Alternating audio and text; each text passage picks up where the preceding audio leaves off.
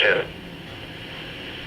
Weather message for the following counties in Pennsylvania: Allegheny, Fayette, and Westmoreland. The National Weather Service in Pittsburgh has issued a severe thunderstorm warning for extreme southeastern Allegheny County in southwest Pennsylvania, north central Fayette County in southwest Pennsylvania, southern Westmoreland County in southwest Pennsylvania until 7:30 p.m. At 6:39 p.m., National Weather Service Doppler radar indicated a severe thunderstorm capable of producing quarter-size hail and damaging winds in excess of 60 miles per hour.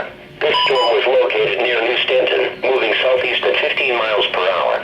Other locations in the warning include but are not limited to West Newton, Jeanette, Irwin, Greensburg, Perryopolis, New Stanton, Latrobe, Mount Pleasant, Derry. This will impact the following highways: Interstate 70 in Pennsylvania between mile markers 46 and 57, Toll 66 between mile markers 0 and 13, Interstate 76 between mile markers 62 and 87. This storm has produced destructive wind and large hail.